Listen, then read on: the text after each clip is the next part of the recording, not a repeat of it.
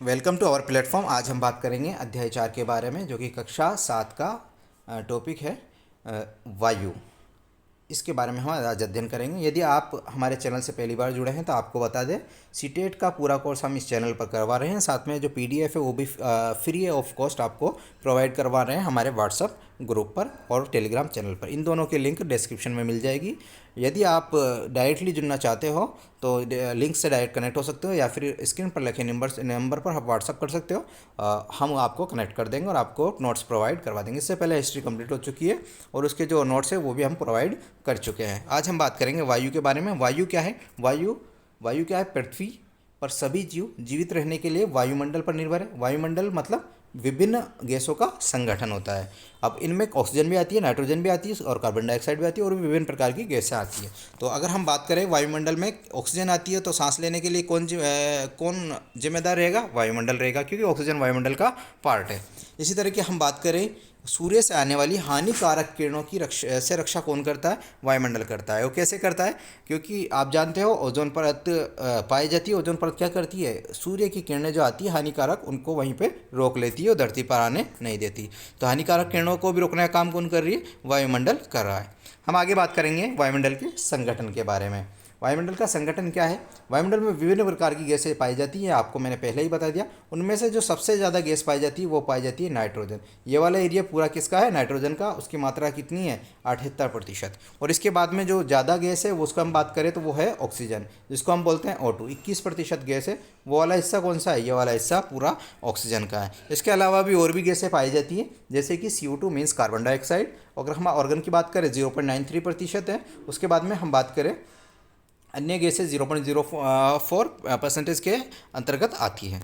अब बात करें अन्य गैसों में, आर्गन थी, हमने बात कर ली। CO2 की हमने बात कर ली। इसके अलावा हीलियम, हाइड्रोजन, ओजोन, ये सब किस किस लेवल में पाई जाती है वो हम आगे चलकर बात करेंगे। इसमें बहुत सारे साइंटिफिक जो है नेम्स आएंगे, इसलिए आप बने रहिए वीडियो के साथ में, क्योंकि इसमें बहुत सारे फैक्ट्स हैं जो मैंने शामिल किए। कुछ फैक्ट्स मैं आपको पढ़ के बताऊंगा, कुछ फैक्ट्स मैंने इसमें शामिल नहीं किए, इसलिए आप वीडियो में बने रहें। और इसमें से बहुत सारे क्वेश्चंस जो है सीटेट में पूछे जा चुके हैं, इसलिए महत्वपूर्ण पार्ट है। आप देखते हैं नाइट्रोजन के बारे में मैंने पहले ही बता दिया आपको। सर्वाधिक पाई जाने वाली गैस क्या है? नाइट्रोजन है। नाइट्रोजन किसके लिए ज़रूरी है? पौधों के लिए। किस प्रकार ज़रूरी है? पौधे नाइट्रोजन से क्या करते हैं? जो अपना जीवन बचाते हैं, जीवन के लिए आवश्यक है। किस प्रकार? नाइट्रोजन गैस है, लेकिन ये क्या होती है? मिट्टी में मिली होती है और मिट्टी में कीड़े पाए जाते हैं। वो कीड़े जो है कीड़े वो क्या करते हैं? नाइट्रोजन किसके लिए प्रोवाइड करते हैं? पौधों के लिए प्रोवाइड करते हैं। डायरेक्टली पौधे नाइट्रोजन प्राप्त नहीं करते हैं। आगे हम बात करेंगे दूसरी गैस, सबसे बड़ी गैस कौन सी है? ऑक्सीजन। ऑक्सीजन का उपयोग किया जाता है हमारे सांस लेने में, ठीक है। और ऑक्सीजन बनाता कौन है? हरे पादप बनाता है। कैसे बनाते हैं? प्रकाश संश्लेषण के द्वारा। प्रकाश संश्लेषण कैसे होता है? हरे पादप के पत्तों में क्लोरोफिल नाम का पदार्थ पाया जाता है। सूर्य से प्रकाश आता है और जड़ से भोजन और जो खाद्य पदार्थ है वो ऊपर जाते हैं और उसके बाद में वहाँ पर क्या बनता है? भोजन बनता है। और भोजन के रूप में किसका उपयोग किया जाता है? कार्बन डाइऑक्साइड का। पौधे हमें ऑक्सीजन देते हैं और खुद क्या लेते हैं? CO2 लेते हैं। अब देखो, यदि अगर CO2 की मात्रा बढ़ जाएगी तो प्रदूषण ज़्यादा बढ़ेगा। तो आपको बता दें, जो मानव के द्वारा उत्पादित CO2 मतलब इंसान के द्वारा जो इंसान ने CO2 जनरेट की है, वो अगर पादप के ग्रहण CO2 के बराबर है तो क्या होगा? प्रदूषण कम होगा, प्रदूषण नहीं के बराबर होगा। अब क्या हो रहा है? कुछ वर्षों से कारखानों द्वारा CO2 बढ़ रही है। कारखानों द्वारा क्या बढ़ाई जा रही है? CO2। अब CO2 बढ़ेगी तो पृथ्वी पर मौसम क्या हो रहा है? प्रभावित हो रहा है। आगे हम बात करें, प्रभावित हो रहा है तो प्रदूषण भी बढ़ रहा है। कार्बन डाइऑक्साइड के बारे में बात करेंगे तो कार्बन डाइऑक्साइड CO2 वायुमंडल में फैलकर पृथ्वी से विकिरित ऊष्मा को पृथ्वी पर रोककर ग्रीन हाउस प्रभाव पैदा करती है, इसलिए इसे ग्रीन हाउस गैस भी कहते हैं। Very important, green house gas किसे कहा जाता है? तो आप बताओगे किसको? कार्बन डाइऑक्साइड, जिसे हम CO2 कहते हैं। आगे हम बात करेंगे, जब ग्रीन हाउस गैस CO2 की मात्रा बढ़ेगी तो पृथ्वी का तापमान में क्या होगी? वृद्धि होगी। यदि पृथ्वी के तापमान में वृद्धि हो गई तो हम उसे क्या कहेंगे? भूमंडलीय तापन। और इससे जब ताप बढ़ेगा तो जो बर्फ़ के पहाड़ है वो बर्फ़ें क्या होगी? पिघलना शुरू हो जाएगी और समुद्र का जल स्तर क्या हो जाएगा? बढ़ जाएगा। समुद्र का जल स्तर बढ़ेगा तो उसके आसपास के जो शहर है उनमें बाढ़ आने की संभावना बढ़ेगी। इस तरीके से जलवायु में परिवर्तन होगा। अगर हम बात करें वायु की, अगर वायु गर्म है, वायु जैसे तापमान बढ़ा, वायु गर्म हुई तो गर्म होते ही क्या हो जाएगी? फैलेगी। क्यों फैलेगी? क्योंकि ये हल्की हो जाती है। हल्की होकर कहाँ जाएगी? ऊपर उठ जाएगी वायुमंडल में। अगर वायु ठंडी है तो क्या होगी? सघन होगी, वह भारी होगी और वो कहाँ रहेगी? नीचे ही रहेगी। अब हम थोड़ी सी वायुमंडल की संरचना के बारे में बात कर लेते हैं। वायुमंडल टोटल 5 परतों से मिलकर बना होता है। उनके नाम इस प्रकार हैं, कौन कौन सा? क्षोभ मंडल, समताप मंडल, मध्य मंडल और बाह्य मंडल, साथ में बहिर्मंडल। अगर हम बात करें इसकी पूरे की, तो सबसे पहला जो पार्ट है वो आता है हमारे पास में क्षोभ मंडल, जो कि सबसे महत्वपूर्ण परत है हमारे इस पूरे के पूरे जो है वायुमंडल की संरचना की, जो हमने पढ़ी थी यहाँ पे। पूरी पांचों में से सबसे महत्वपूर्ण परत कौन सी है? क्षोभ मंडल। क्यों है महत्वपूर्ण, वो हम पढ़ लेते हैं। क्षोभ मंडल, इसकी जो ऊंचाई है, औसत ऊंचाई लगभग 10 से 13 किलोमीटर है। सांस लेने का कार्य कहाँ पर होता है? क्षोभ मंडल में। इस बात का ध्यान रखना, इसलिए महत्वपूर्ण है। मौसम संबंधी प्रत्येक घटनाएं कहाँ पर होती है? क्षोभ मंडल में। दोनों क्वेश्चन वेरी इंपॉर्टेंट है, आप याद रख लेना। मौसम संबंधी घटना जैसे वर्षा, कोहरा और ओलावृष्टि, ये सारे पार्ट किसके हैं? क्षोभ मंडल के। अगर हम बात करें, दूसरा है समताप मंडल। अगर समताप मंडल की बात करें तो ये 50 किलोमीटर तक मौसम संबंधी घटनाओं से मुक्त, मतलब इसमें मौसम संबंधी घटनाएं नहीं होती। यदि मौसम संबंधी घटनाएं नहीं होती तो आराम से इसमें क्या उड़ा सकते हैं? हवाई जहाज उड़ाने के लिए आदर्श। ये वेरी इंपॉर्टेंट है। और ओजोन गैस की परत कहाँ पाई जाती है? तो वो समताप मंडल में ही पाई जाती है। अगर बात करें हम मध्य मंडल की, तो ये 80 किलोमीटर तक है और अंतरिक्ष से प्रवेश करने वाले उल्कापिंड इस परत में क्या हो जाते हैं? जल जाते हैं। तो उल्कापिंड कहाँ जलते हैं? मध्य मंडल में। इस तरह के क्वेश्चन बनते हैं। अगर हम बात करें वायुमंडल की, तो वायुमंडल 400 किलोमीटर के लगभग तक है और तापमान इसका क्या होता है? धीरे धीरे अत्यधिक बढ़ता है, धीरे धीरे अचानक से अत्यधिक बढ़ जाता है, तीव्रता से बढ़ता है। और आयनमंडल इसी का पार्ट है, किसका? वायुमंडल का। और अगर हम बात करें वायुमंडल में ही क्या होता है? रेडियो संचार, जो रेडियो किरणें हैं वो कहाँ पर जाकर टकराती है? सीधी वायुमंडल में जाके। अगर बहिर्मंडल की बात करेंगे तो बहिर्मंडल में दो गैसें कौन सी? हाइड्रोजन और हीलियम। और ये परत कैसी है? पतली परत है। वायुमंडल की सबसे ऊपरी परत क्या कहलाती है? बहिर्मंडल। ये सारी हमारी किसकी है? वायुमंडल की संरचना की विभिन्न परतें। कितनी परतें हो गई? 5 परतें। अगर हमने बात करी थी ओजोन परत की, किस में पाई जाती है ओजोन परत? ओजोन परत किस में पाई जाती है? समताप मंडल में। तो सूर्य से आने वाली हानिकारक किरणों से हमारी रक्षा कौन करती है? ओजोन परत। मीन्स जो समताप मंडल है वो ओजोन गैस रखता है और ओजोन गैस की जो परत है वो हमारी रक्षा करती है। धीरे धीरे इसमें क्या हो रहा है? छिद्र हो रहा है। इस बात का ध्यान रखना, जिससे क्या हो रहा है? मौसम में परिवर्तन हो रहा है। दिन ब दिन जो है हमारे यहाँ का तापमान बढ़ता जा रहा है। मौसम और जलवायु दोनों तो अलग अलग चीज़ें हैं, ठीक है। इनके बारे में इनकी परिभाषाएं पढ़ लेते हैं। वायुमंडल की प्रत्येक घंटे तथा दिन प्रतिदिन की स्थिति को क्या कहते हैं? मौसम कहते हैं। जबकि हम जलवायु की बात करें तो दीर्घकाल में किसी स्थान का औसत मौसम उस स्थान की जलवायु को बताता है। अगर दीर्घकाल की बात करेंगे तो जलवायु कहलाएगी और छोटे से हिस्से की बात करेंगे तो क्या कहलाएगा? मौसम कहलाएगा। यही दोनों में अंतर है। अगर हम सूर्य से प्राप्त ऊर्जा की बात करें कि कितनी सी ऊर्जा हमें प्राप्त हो रही है, तो सूर्य की ऊर्जा के 2 अरबवां हिस्सा हमारे पास में क्या आता है? हमें प्राप्त होता है।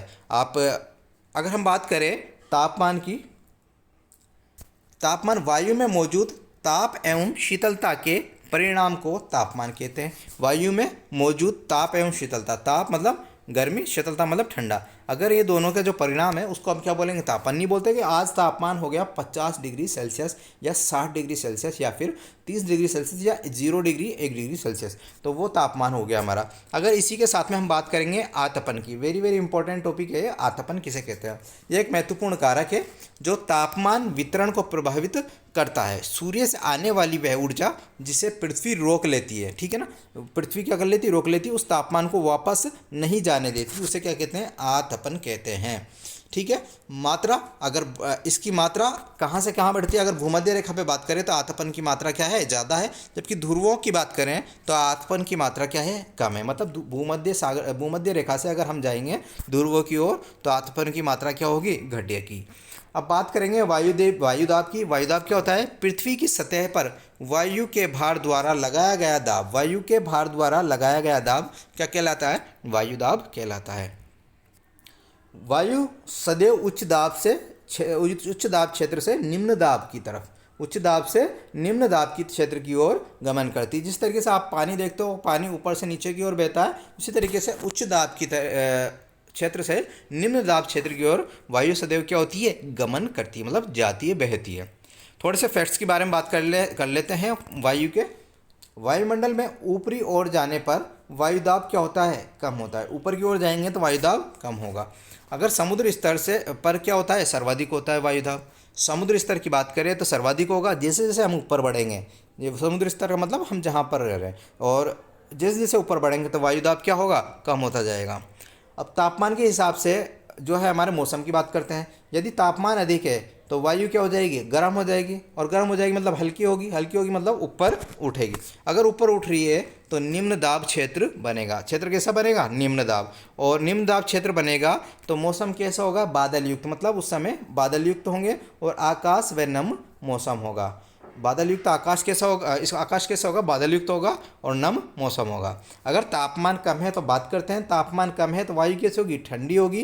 ठंडी होगी तो भारी होगी, और भारी आपको बताई थी भारी वायु कहाँ रहती है, नीचे रह जाती है। क्षेत्र कैसा बनेगा, उच्च दाब क्षेत्र बनेगा, और आकाश कैसा रहेगा, स्पष्ट व स्वच्छ आकाश रहेगा। अब पवन के बारे में बात करते हैं तो उच्च दाब क्षेत्र से निम्न दाब क्षेत्र की ओर वायु गति को क्या कहते हैं, पवन कहते हैं। आपको पहले बता दिया वायु कहाँ से बहती है, उच्च दाब क्षेत्र से निम्न दाब क्षेत्र की ओर। अगर इसके बहने को हम क्या बोलेंगे, पवन बोलेंगे। पवन कितने प्रकार की होती है, 3 प्रकार की होती है, ठीक है। पहली है स्थायी पवन, कब चलती है, वर्ष भर निश्चित दिशा में चलती है, दिशा निश्चित है। व्यापारिक पश्चिमी और पूर्वी पवनें स्थायी पवने का उदाहरण है। अगर हम बात करें मौसमी पवनों की तो मौसमी पवनें विभिन्न ऋतुओं में दिशा परिवर्तन के साथ में, दिशा परिवर्तन मतलब कभी तो ये उत्तर से बह रही, कभी पूर्व से बह रही, कभी दक्षिण से बह रही है, तो ये दिशा परिवर्तन हो जाती है। इसमें निश्चित दिशा रहती है, और कौन सी में, स्थायी पवनों में निश्चित दिशा, जबकि मौसमी पवनों में दिशा परिवर्तन। उदाहरण क्या है, भारत में मानसूनी पवनें कैसी है, मौसमी पवनें हैं। आगे बात करेंगे हम स्थानीय पवनों के बारे में।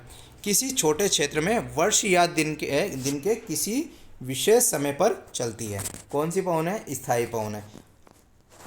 एग्जाम्पल क्या होंगे, स्थल समीर और समुद्री समीर। साथ में लू की परिभाषा क्या है, लू कहाँ पर चलती है, इंडिया में चलती है, ठीक है। अब हम बात करेंगे प्रमुख वायुदाब पेटियाँ। इसके लिए हमें एक डायग्राम देखना होगा, उस डायग्राम को हम एक बार चेक करते हैं, उसके बारे में हम बात करते हैं किस तरह से वायुदाब पेटियाँ बनी हुई हैं। तो चलते हैं डायग्राम पर।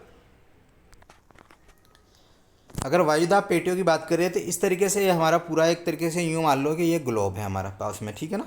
ये जो बीच वाली रेखा है ये भूमध्य रेखा है, जहाँ पर क्या है, सूर्य 2 बार आता है, मतलब यहाँ का एरिया क्या है, गर्म है। यहाँ का एरिया क्या है, गर्म है, ठीक है ना। तो कैसा एरिया बन जाएगा, जब गर्म एरिया है तो यहाँ पे कैसा का निम्न दाब रहेगा।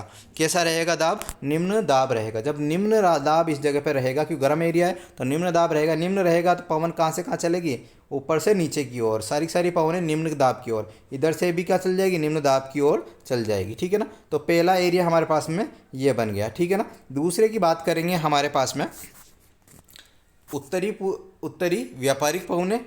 पहली कौन सी हो गई, उत्तरी व्यापारिक पवनें। दूसरी दक्षिणी पूर्वी व्यापारिक पवनें। तो उत्तरी पूर्वी और दक्षिणी पूर्वी व्यापारिक पवनें कहाँ पर जाती है, भूमध्य रेखीय निम्न दाब पर। अब यहाँ पर इस वाले एरिया में क्या होता है, एक उच्च दाब होता है, ठीक है ना। उच्च दाब वाले एरिया से पवन कहाँ बहेगी, निम्न वाले दाब एरिया पर, ठीक है ना। तो उच्च दाब से एक बार तो नीचे आ गई, इधर निम्न था, और एक निम्न दाब कहाँ पर है, इस जगह पर है, तो यहाँ से बह के कहाँ चल जाएगी, इस साइड में चल जाएगी। तो उच्च दाब वाले एरिया से कहाँ चल गई हमारे पास में, ऊपर और नीचे। अगर हम बात करें उच्च दाब एरिया को हम क्या बोलेंगे, हॉर्स अक्षांश।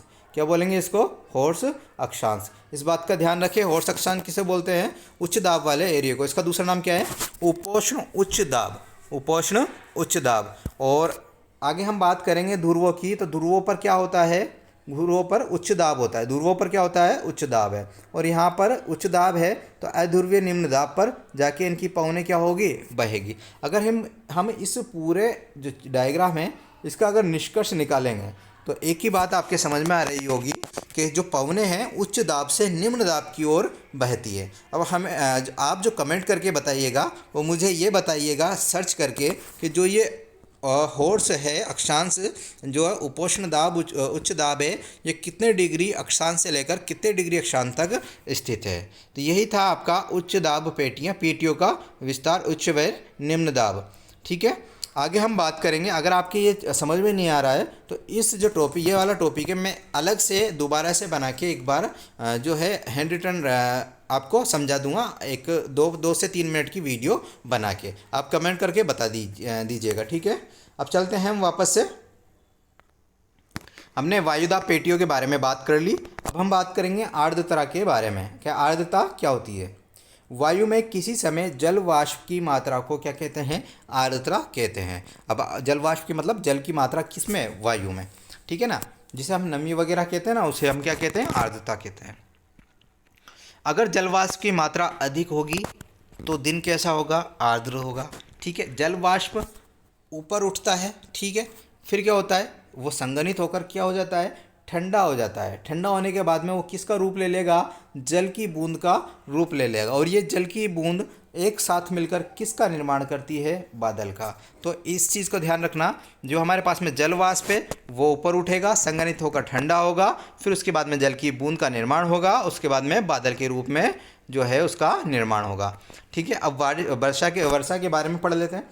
पृथ्वी पर जल के रूप में गिरने वाला वर्षण क्या कहलाता है? वर्षा। मतलब ऊपर से जो पानी गिरता है उसे हम क्या कहते हैं? बारिश कहते हैं, वर्षा कहते हैं। ज़्यादातर भौम जल वर्षा जल से ही प्राप्त होता है। भौम जल मतलब भूमि पर जो उपलब्ध जल है वो कहाँ से प्राप्त हो गया? हमारे पास में वर्षा जल से प्राप्त होगा। वर्षा जल कितने प्रकार की होती है? संवहनी वर्षा, पर्वतीय वर्षा, और तीसरी कौन सी है? चक्रवातीय वर्षा। अगर हमारे पास में बारिश कम हुई है तो उसे हम बोलेंगे सूखा। यदि अपेक्षाकृत वृद्धि के साथ में बारिश हुई तो उसे हम क्या बोलेंगे? बाढ़ कहेंगे। और कुछ इंपॉर्टेंट फैक्ट्स हैं जिन्हें आपको याद करना है, मिलाने में क्वेश्चन आ सकते हैं। तापमापी किसे कहते हैं? जो तापमान मापने का काम आता है। वर्षा मापी किसे कहते हैं? वर्षा के मापने वाला। वाक दिग्दर्शी, ठीक है ना, तो ये पवन की दिशा दर्शाता है। और वायुदाब मापी, ये किसको नापता है? वायुदाब को मापता है। साथ में हम बात करेंगे तापमान किस में मापा जाता है? डिग्री सेल्सियस में। किस में मापा जाता है? डिग्री सेल्सियस में। आविष्कार किसने किया था?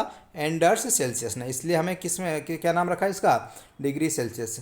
अगर 0 डिग्री है तो पानी क्या हो जाएगा? जम जाएगा। अगर 100 डिग्री है तो पानी क्या हो जाएगा? उबलने लग जाएगा। अगर हम बात करेंगे पछुआ पवनों की, पछुआ पवनें क्या होती है? पछुआ पवनें पश्चिमी ओर से आने वाली पवनों को क्या कहते हैं? पछुआ पवनें कहते हैं। एक चीज़ और है, यदि मनुष्य अंतरिक्ष की यात्रा या आकाश में की यात्रा कर रहा है तो वो स्पेशल सूट पहन के क्यों जाता है? इसका आप मुझे कमेंट करके आंसर दीजिए। यदि आपको वीडियो अच्छा लगे है तो लाइक करें, शेयर करें, सब्सक्राइब करें। धन्यवाद।